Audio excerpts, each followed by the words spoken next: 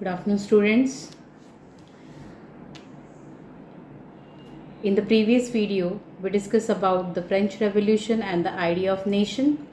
And today we are going to discuss about the making of nationalism in Europe.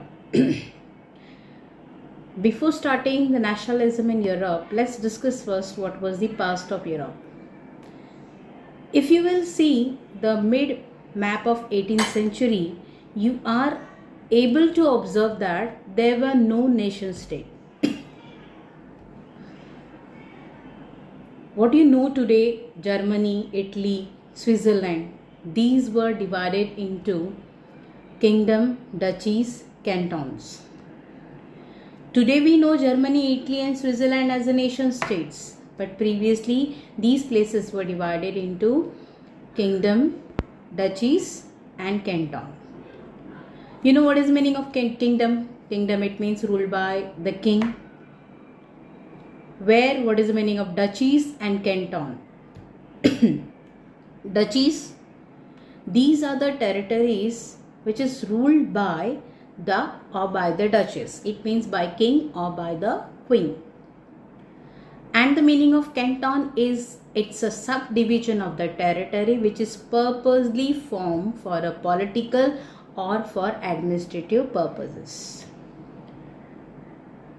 These places were ruled by autonomous territory. Eastern and Central Europe were under control of autocratic monarchies. Within these territories, different peoples were there. Different peoples. They did not see themselves, they did not see or share their collective identities. They were belonging from different culture, they were belonging from the different ethnic groups. But still we are able to see that these people were working together because they were totally devoted towards their king. Let's take example of Habsburg Empire that ruled over Austria-Hungary, which is presently present in Central Europe. If you will look after the Habsburg Empire, under that we are able to see that the aristocracy power was speaking different languages. If you will go with the Alpine regions, these were predominantly German speaking peoples were there, aristocracy were there. If you will look towards the Lombardy and Venetia, there the Italian speaking peoples were there. In Hungary, half of the population was speaking Magyar, where the half of the peoples were speaking different dialectic languages. Apart from these three dominant groups, kingdom, duchies and canton, a mass subject of peasant peoples were also living in south, west, east of Europe in Transylvania. Such differences were there in Europe. Apart from this, they all were binding, they all were together. And what was binding these diverse groups together? That these people were devoted towards, allegiance towards the emperor, the king.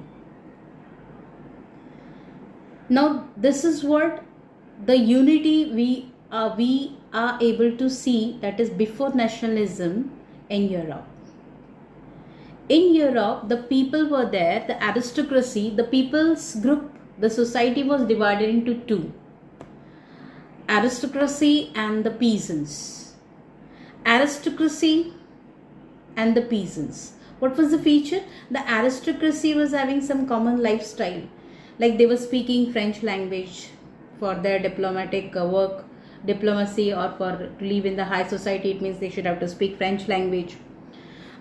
They were related or connected to each other with the tie of marriages. It means that they will do within their aristocratic group only, they will do the marriage of their further generation. They were having estates in the countryside or in the town houses also.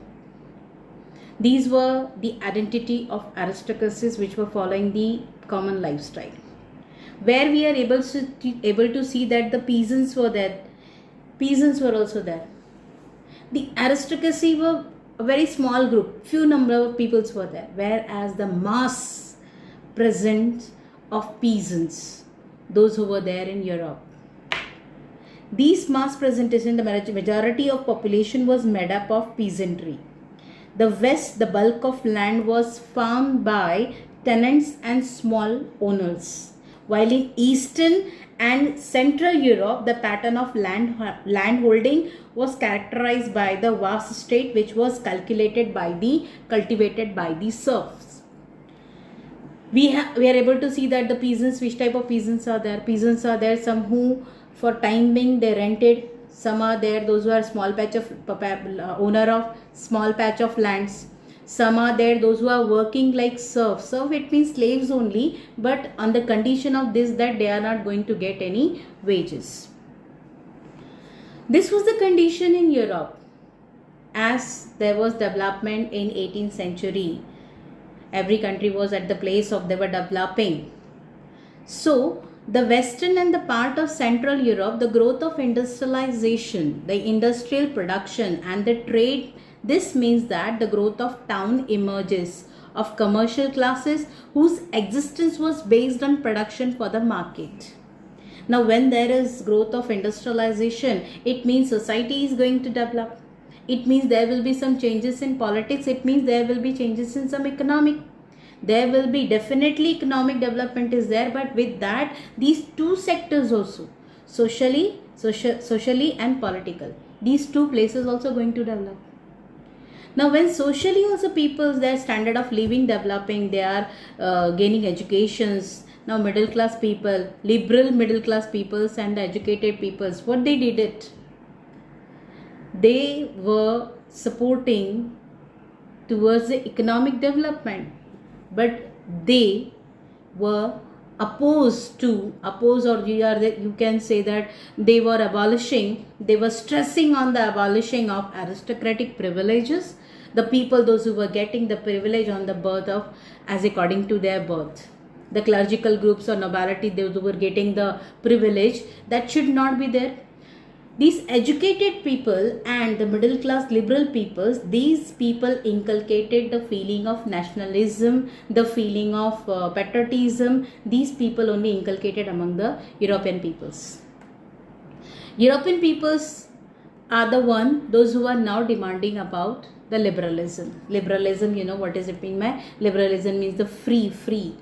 They want that every being should be treated equally. Every individual should get their fundamental rights. Every individual should be treated as equal before the law. We'll see in the topic 2.2, what did liberal nationalism stands for? Nationalism unity.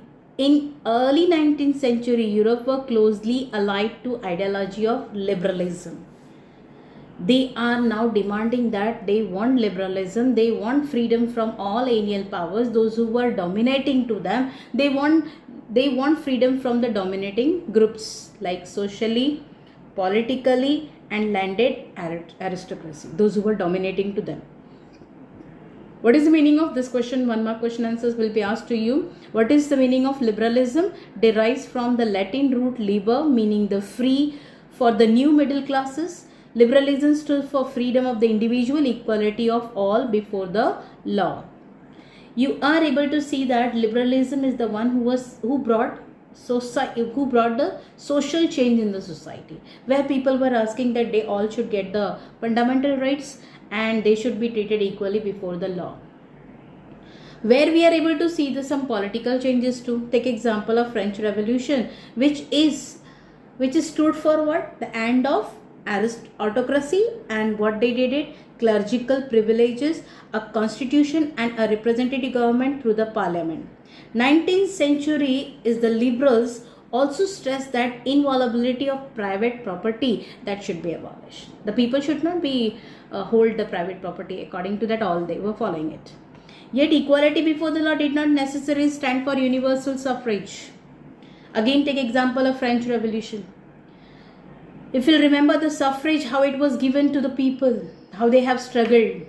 First it was given to the active citizens, then it was given to the some of the, because of the struggle of Jacobin clubs, it was given to the adults, some of the adults. But not, this is not the end. What political demanded is there of political liberalism, that the women and the passive citizens, those who were removed from the right of suffrage, they also did a struggle to get their suffrage. They also want their fundamental rights. But as you know, the Napoleon, when he entered in the France, he also did one thing, that the woman should have to be at the place of minor, where the subjected or the superior is given to the father or to the husband. These what changes we are liberalism, under liberalism, what they are demanding as in the society, they want that everybody should be equally treated. As in politics, they want the suffrage should be given to all. But what about economic development? As we are able to see that there were development in the field of industry. Industrial revolution was there, which was bringing a lot of economic changes. Again, we'll remember the Napoleon Bonaparte. Napoleon Bonaparte is the one who brought a lot of restrictions, lot of barriers, and it was creating a lot of problem to the merchants. If you will see that economic sphere, liberalism stood for freedom of markets and abolition of state imposed restrictions on the movement of goods and capitals. If you will look towards the stage of economy, if you really wants to do the development in the field of economy, there should not be any restrictions, a lot of rules and regulation or principalities which will create a lot of barriers for the development of economy. Now, during the 19th century, this was a strong demand of emerging middle class. We'll take example of German speaking region in the first half of 19th century, and even though we'll discuss with the Napoleon administrative measures that had created a countless small principalities, the confederation of 39 states. These possess, if you'll see these 39 states, each possess different currencies, different measurement, different weights. If a merchant traveling in 1839 from Hamburg to Nuremberg, he should have to pay 11 custom barriers. That is also, they means have to pay the custom duties according to the weight and measurement. It was time consuming, because there was not matter to pay that how many times they are paying this custom barriers, but there was a time consuming matter, because every time they have to calculate it, that how much they should have to pay. Take example of cloth measurement. If they will go with the 1 and L is equals to different measurements, if this is the one type of measurement of cloth, and L is equals to, if he enters in the Frankfurt, that will be 1 L is equals to 54.7 centimeter. If he enters in Mainz, 1 L is equals to 55.1 centimeter. If he enters in Nuremberg, 65.6 centimeter. In Freiburg, 53.5 centimeter. It means every time whenever he crosses, he should have to calculate and pay his barrier. Time consuming. Merchant is the one who is moving from one place to other first to sell his goods, and in this calculation he should have to spend his time, and that time is very important. Under this condition, the obstacles which is creating for economic exchange, and this was brought a new commercial classes who argued that there should be some unification. There should be some unified economic territory allowing the unhindered movement of goods, people and capital. When this trouble they faced it in 1833, after the year 1834, remember 1834, a custom union, or you can say that Zollverein,